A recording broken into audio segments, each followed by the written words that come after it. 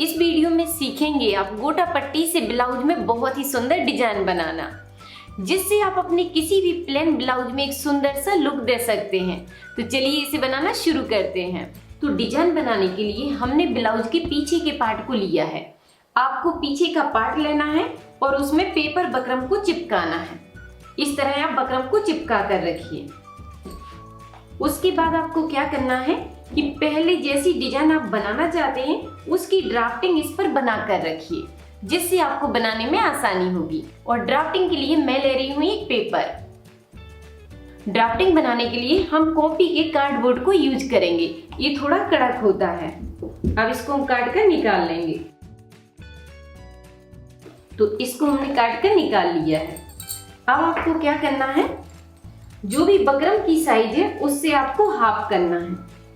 इस तरह आपको हाफ करना है। तो ये 4.5 इंच पर आ गया है। इसी 4.5 इंच के हिसाब से एक चौकोन पीस काट कर निकाल लेंगे। इस तरह आपको एक चौकोन पीस निकालना है। उसको डबल फोल्ड करेंगे। इस तरह डबल फोल्ड कर दिया। डबल फोल्ड करने के बाद अब इसमें हम हार्ड शेप बनाएंगे। तो इस तरह आपको इसमें शेप बनाना है। इस तरह आपको गोलाई से घुमाते हुए इसको बना देना है। अब इसी निशान से इसकी कटिंग करना है। इस तरह काट कर निकाल लिया है। उसके बाद आपको क्या करना है कि यहाँ पर इसकी डिजाइन बनाना है। इसी को रखेंगे और सेम आकार बनाते जाएंगे। तो पहले हम यहाँ पर थोड़ा सा गुलाई बना देंगे। ये गुलाई बना दी। अब इसी के पास इसको मिलाकर रखा और सेम आकार बना लिया। तो इस तरह हमने इसका डिजाइन बना दिया। अब आपको दूसरी साइड इसको रखना है इस तरह। यहां से आपको 2 पॉइंट की दूरी बनाना है इस तरह। तो दूसरा डिजाइन इस साइड बन गया है। अब तीसरा शेप यहां पर बना देंगे। तीसरा डिजाइन इधर बन गया। अब यहाँ पर इस तरह बना देंगे।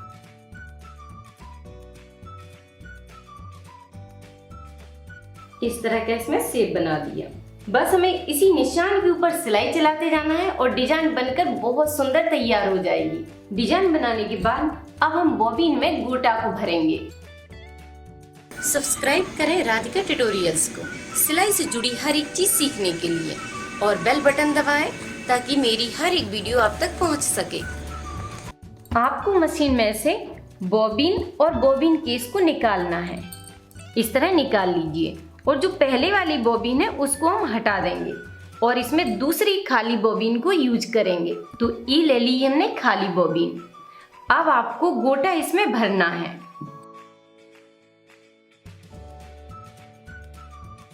तो इस तरह आप गोटा को पकड़ कर रखिए और इसको हाथ से भरते जाइए। हाथ से भरने में आपको आसानी होगी और इसको पकड़ना भी है क्योंकि ये बहुत फिसलता है, इसलिए आप इसको पहले पकड़ कर रखिए और आराम से भरते जाइए। और इसमें आपको एक और खास बात का ध्यान रखना है कि जब भी आप बॉबिन में जो गोटा को भरते हैं तो वो गोटा 1 पॉइंट का होना चाहिए। मतलब इसको आप 0 पॉइंट भी बोल सकते हैं। ये गोटा सबसे पतला होता है, इसी को बॉबिन में यूज किया जाता है।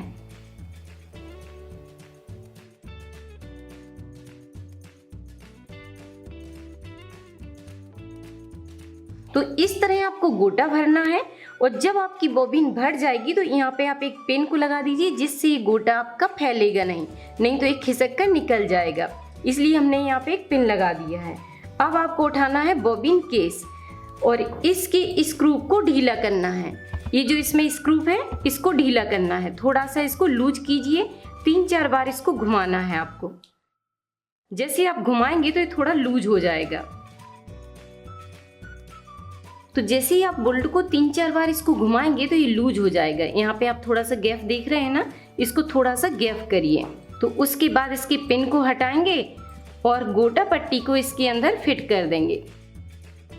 अब जैसे आप धागे को निकालते हैं बस ऐसे ही आपको फंसाते हुए गोटा को निकालना है। इस तरह आपको निकालना है। तो जैसे आप देख रहे हैं कि यहाँ पर एक गोटा सिंगल है, लेकिन जब बॉबिन में से बाहर आ रहा है तो ये डबल होकर आ रहा है और डिजाइन बनने के बाद ये बहुत सुंदर लगता है। ऐसे लगेगा आपको कि ये बहुत पतली डोरी है।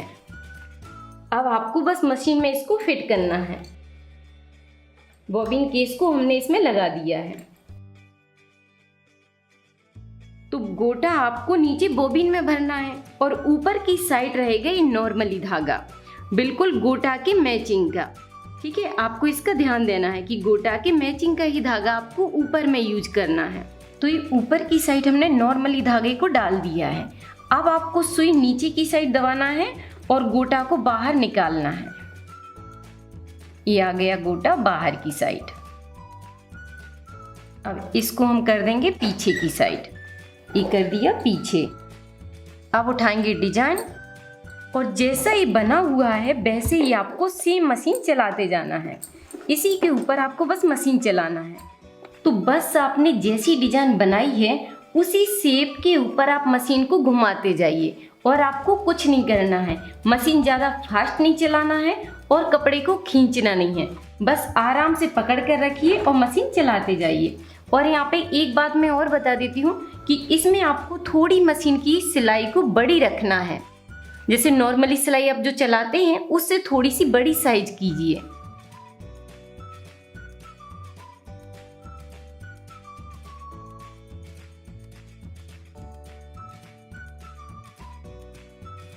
इसको हमने पूरा करके काट कर निकाल लिया है। अब मैं आपको दिखा देती हूँ कि डिजाइन किस तरह का बनता जा रहा है। तो आप देख सकते हैं कि आपको पीछे की साइड से सिलाई चलाना है और गोटा से डिजाइन आगे की साइड बनती जाएगी। इसी तरह हम इसको कंप्लीट करेंगे। इसको बना लिया है, अब हम इसको बनाएंगे। जब ये कंप्लीट हो जाएगा तो फिर उसके बाद इसको बनाएंगे और जैसे ये निशान लगे हुए हैं बस वैसे ही मशीन को चलाते जाएंगे और डिजाइन बनकर बहुत सुंदर तैयार होती जाएगी। इसी तरह आप किसी भी डिजाइन को बना सकते हैं।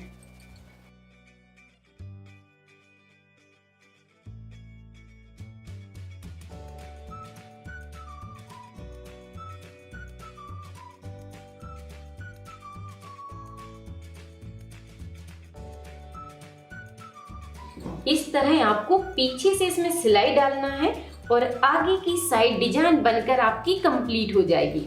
इस तरह देखिए कितनी सुंदर कढ़ाई की तरह ये बनकर तैयार हो जाता है। अगर आप इसमें नॉर्मली गोटा को लगाएंगे तो इतना सुंदर शेप नहीं आएगा। तो देखिए इसकी चौड़ाई कितनी ज्यादा है और ये बिल्कुल एक डोरी की तरह बन गया है। तो इसमें और सुंदर लुक देने के लिए हम थोड़ा सा डेकोरेशन और कर देंगे।